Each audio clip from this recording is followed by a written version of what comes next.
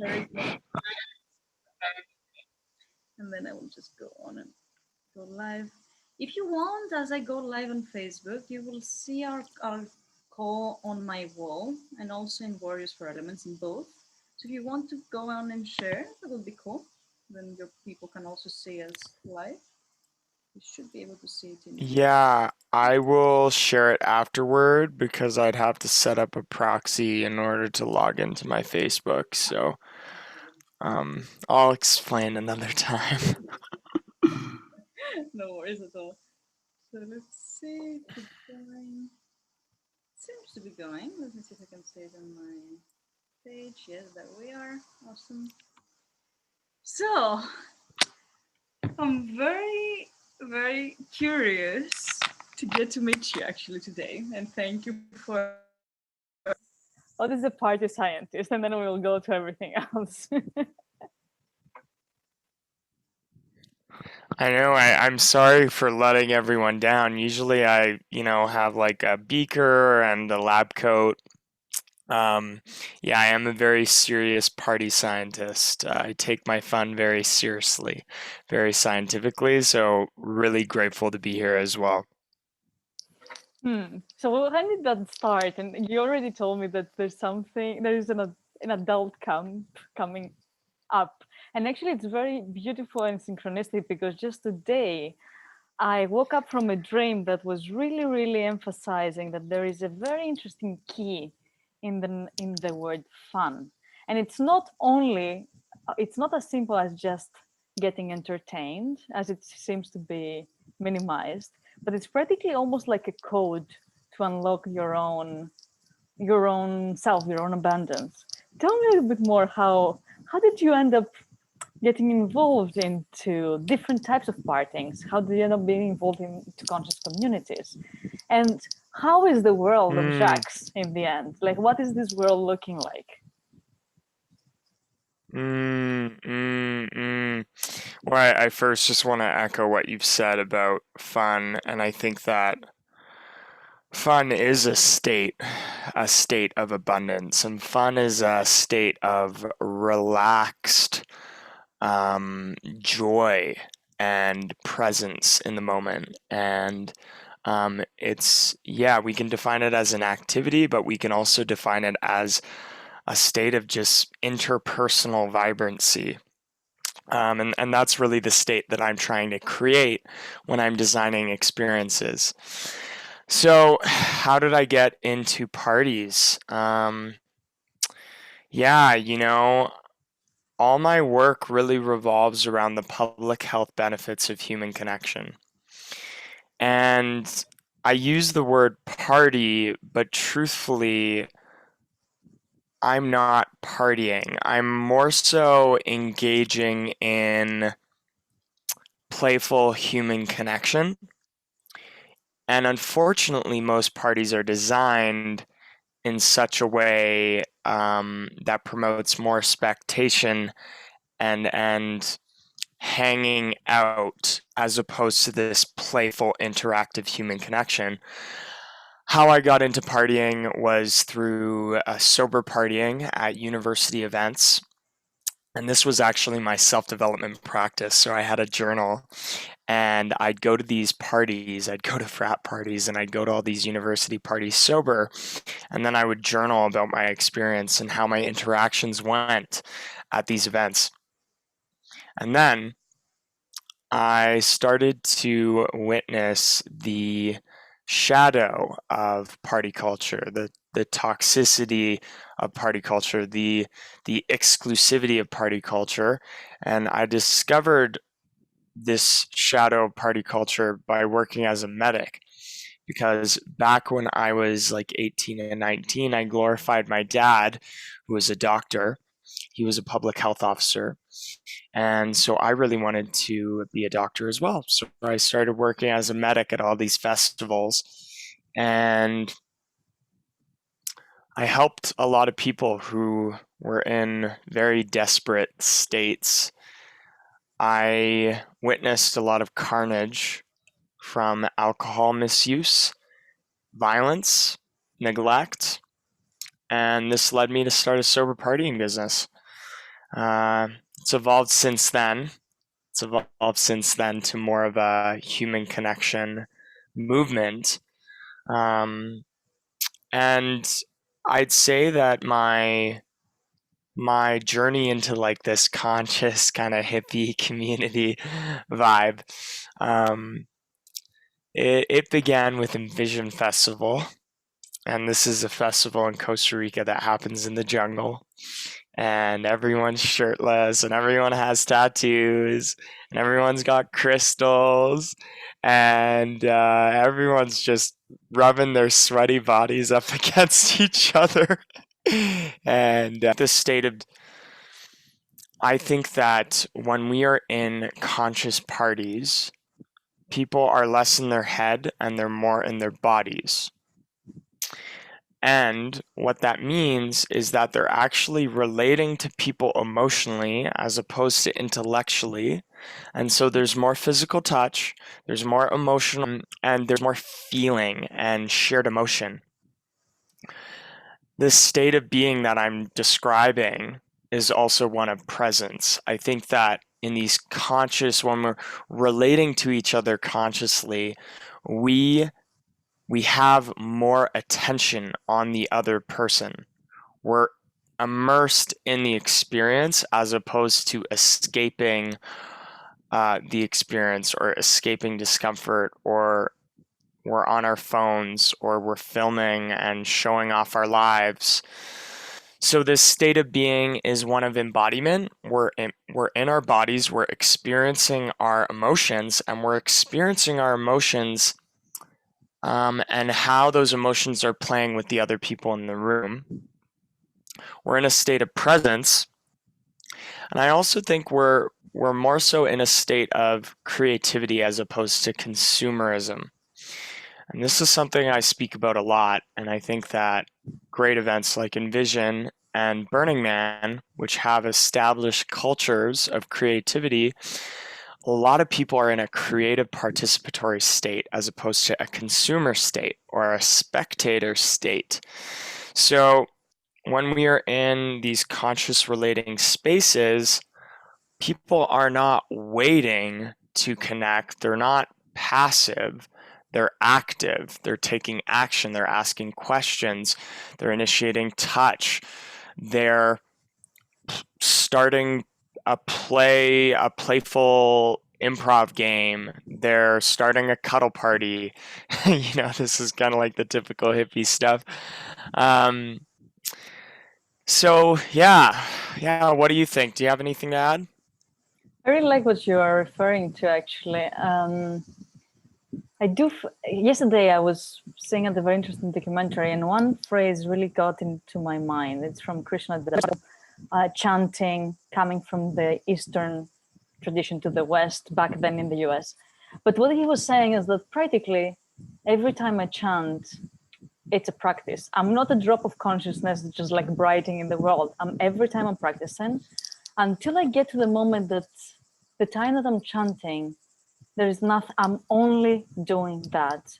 And the more I get into that state of doing only this action, the more powerful it becomes. And I do feel that sometimes in partying, when you're there, you're exactly there, as you're saying, you are completely there. Attention, body, mind, soul, everything. You're completely there. And probably that's why you are able to relate with other people in different layers of them, not only intellectually. So I really, really agree on that. And it's very interesting what I have been observing in the part is that it's very interesting because as you are involved in something normally, so you're involved in an action, you don't need to go into the typical, how is your name, where are you from, what are you doing questions, which is like the three first that they're always, which kind of like put the other person into a box, right? It's like you connect first, and maybe at some point we will, if it comes up, you might ask them what they're doing, but it's not like the first open. What I would love to ask, I'd love to hold on. I'd love to just add to what you're saying, because I've thought about this as well. And I think it's really the how, like this question, right? This concern of putting people into boxes. I agree, like it's very intellectual. And the truth is, we can experience such a depth of human connection without even knowing someone's name or their profession. Although, like, despite all that, I think that one of the deepest forms of human connection is like a purpose connection. So people with a shared purpose, co-creating something in the world to serve humanity. And I actually love asking people about their gift and their purpose and what they're doing. Because I find that in a lot of these conscious communities, people don't really have a purpose. They're just kind of like doing their yoga and their breath work, and like they're kind of healing for themselves, and they're not really building anything.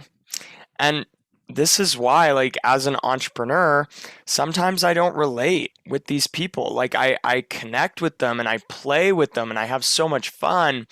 But then, like, in terms of reconnecting with them, I'm on this journey of like building this new social infrastructure so that we can normalize deeper human connections in the developed world. And a lot of these conscious people like are not entrepreneurial like us, right? And so I think that, you know, on our journeys of self-development, purpose, having a purpose and serving others is so essential to take us to the next step of our healing journey. And I think that in a lot of conscious communities, um, this purpose is kind of lost to a degree, and people are kind of just stagnating a little. Yeah, but what was your question? It was exactly actually in that direction, my question, because it's always like that. Yeah. I'm one of the people that I say that I don't like retreats, and everybody's shocked. I'm like, no, I love spirituality. I don't like retreats. It's like, how is it possible? I'm like, because retreats, even from the name of it, means that you're retreating for a specific period of time and then you go back. Retreating. Love it. And the question is practically, from your experience, how do we create this link, this bridge between an event with very interesting people and something being cooked inside there? Because you know that happens normally in a 5, 2, 3, 10 days event. Yeah. And that into the real world, into the outside world, not the real, let's say the outside world, or into their lives themselves. So how does the impact continues after all? And we have been talking about that a lot with other friends who are in the same field. How do we continue the impact, and how are we able to bridge our own personal purposes with the collective so we can cross support each other? Yeah, I really, really love where you're going with this. I think we need, the choice I've made is to move away from events and move toward community. Events as a means to build community, not events as a means for, sudden transformation or, an annual retreat. Like, I'm excited about using events to build ongoing communities of peer support, accountability, and empowerment. And I'm very critical of this idea that we look forward to our favorite festival, which happens once per year, and we become these radical unicorn beings on the playa, and then we go back home and we have the same lifestyle and we have the same community, and we just kind of go back to the same rut and mental patterns. So I really think we need to build communities that meet regularly, and we need to move away from these hype, large-scale, multi-thousand person events, and we need to create intimate, regular gatherings where we can practice peer empowerment and accountability. And this is what I've been studying, is how to build communities where people co-create together and empower one another. And that's kind of my thing with VYVE, is building entrepreneurial communities around shared purpose. But I really think it's a matter of just like ongoing communication and community building, as opposed to like, oh, hey, you come to our retreat and bam, you have a deep healing experience and now you're just going to be changed forever. Like, I'm quite skeptical of the whole idea that you can go into the forest, do some plant medicine, go back to your normal life, the same group of friends, and suddenly all your habits are going to be different, and like your mentality is just going to be permanently changed. Like, no, your environment, you are going to fall back to the patterns that your environment promotes, unless you rebuild your community, rebuild your social environment, and like establish new patterns promoted by your environment. And so I really think it's about moving away from this whole like asynchronous event model to how do I meet regularly and practice my best self in community. So it's events and experiences to community and practice. How do we practice what we've learned at an event, right? I really like that, actually, and it's all about the implementation in the end. Every time you have a small shift, but the way you implement it will bring you one step forward 10. And as you open that, where are you heading now? Because that's how we even got contacted. We got introduced. You are creating a very inspiring community of facilitators, right, and entrepreneurs. Tell me a little bit more about that, because I do feel that there's a lot of commonalities there, and I would like to introduce you after to the system of the four elements, because I think that there is something there. It feels like that. Yeah. Here's what I think. I think that there are thousands of children who want to grow up to be astronauts and actors and YouTubers and doctors. And I think that there are thousands of young men and women who have this drive to advance society and become entrepreneurs. And their efforts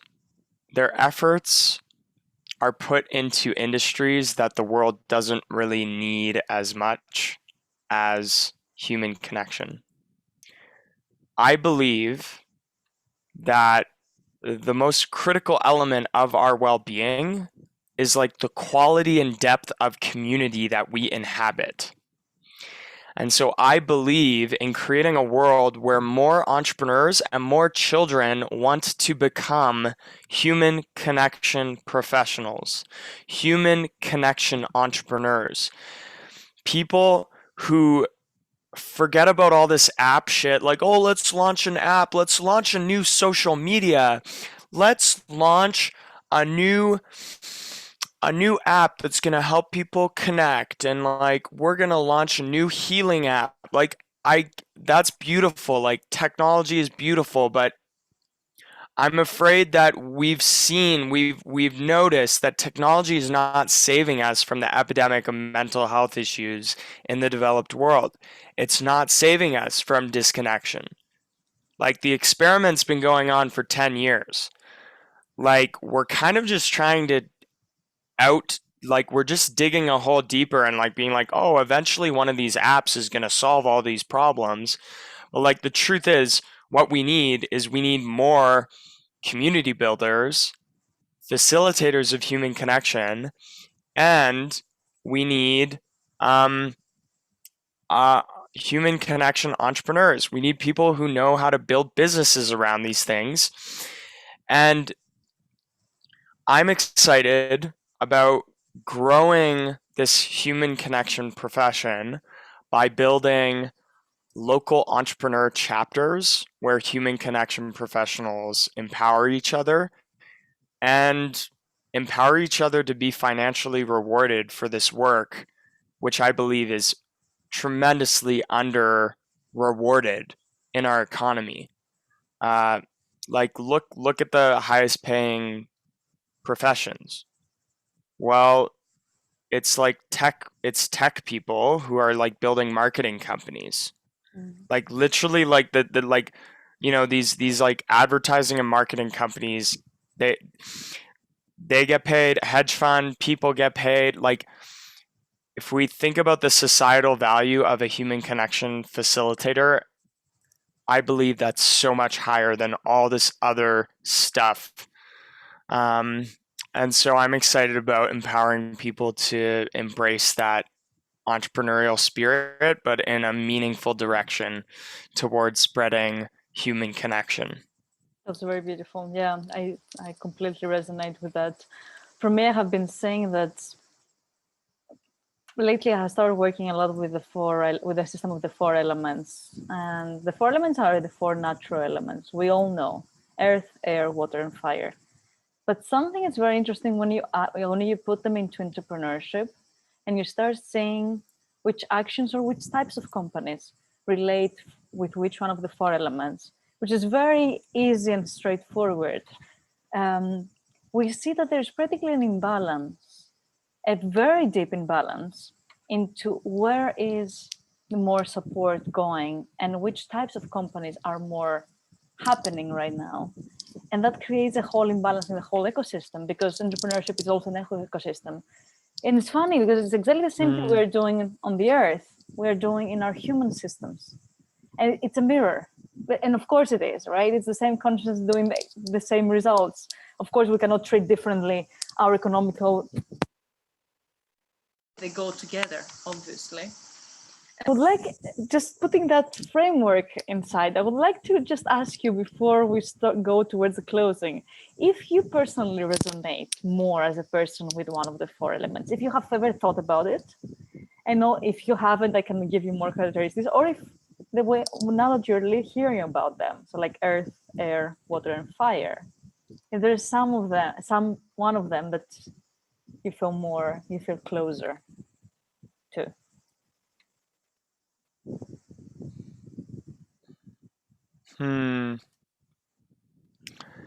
I try to, well, I mean, I think that life is about feeling alive, right? I'm so obsessed with facilitating human connection because it makes me feel alive, makes me feel like electricity is flowing through my veins. And it's a roller coaster of vibrancy and electricity. And so I think, like, I'm in all these different types of elements, but I really try not to think about it. Like, I try not to mentalize it. Like, my spiritual path, I think I've mentalized way too often, and so I think, like, I'm trying to move away from concepts like, oh, what are the 4 elements? What am I embodying? What beliefs do I have? Like, what philosophy do I follow? And I'm just trying to exist in a state of like surrender and of love more often. And I'm realizing that I don't need to be thinking about these complex, like, theories and ideas. Like, I don't need to be thinking about chakras. I don't need to be thinking about these different elements to exist in this state more often. Like, I'm just training myself to exist more in a state of love, and I don't need to mentalize it. So personally, I resonate with the fire element, but I don't really think about that. I'm more so just trying to exist in that state of being more often. Do you understand what I mean by this? Absolutely. And actually, this Yeah. is practically where meaning for me, like all frameworks are just a pathway towards the state that we are trying to achieve, which for me is absolute balance. If we get into Yeah. this absolute core, the core, there is nothing and there is everything at the same time. And there is everything. There's all elements, all spirituality paths, all dimensions. There's just everything, right? In a tiny space that is also huge at the same time.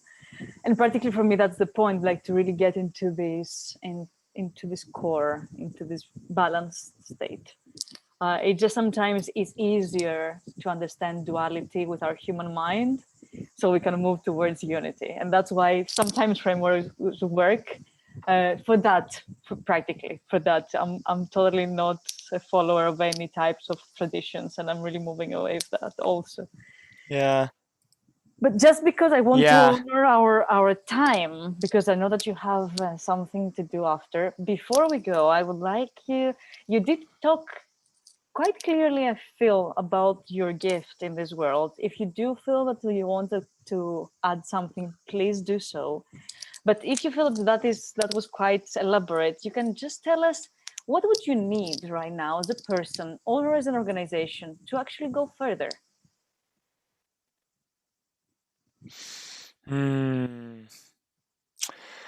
Yeah. You know,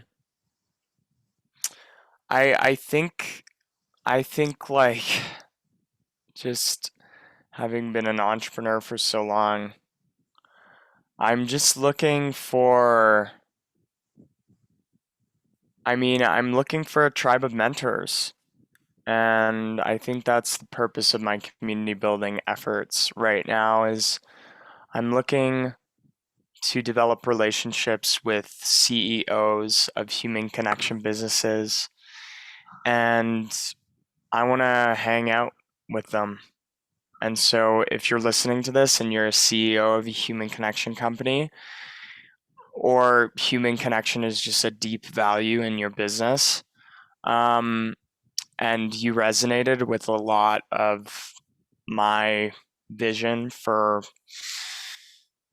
human connection in the developed world, then please reach out and I'll invite you to one of the CEO circles.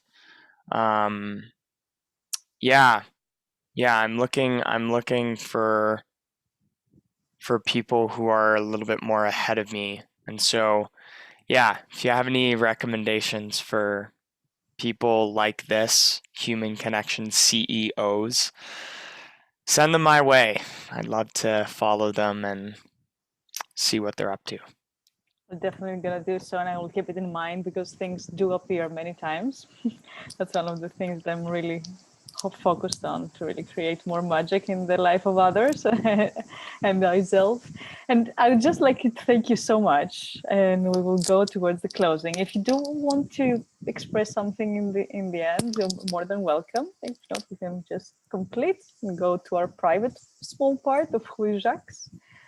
So is there anything that you would like to express before we go? Do you feel complete?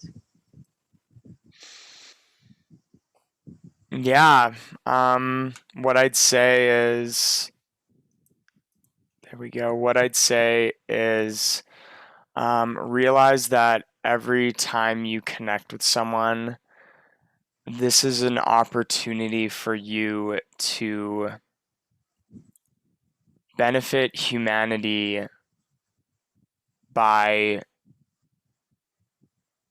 giving someone a sense of joy and belief in oneself.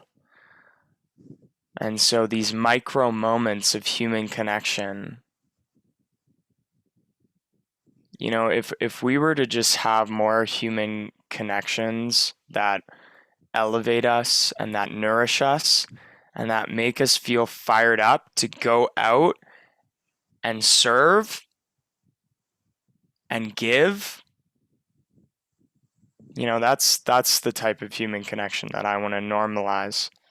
It's this like, holy crap, I am fired up. I am energized. I am ready to take on the world and create change. So realize that every connection can be that fulfilling experience of giving someone some light. That's kind of what I want to embody. Yeah, I am now complete. Thank you so much. That's a beautiful reminder.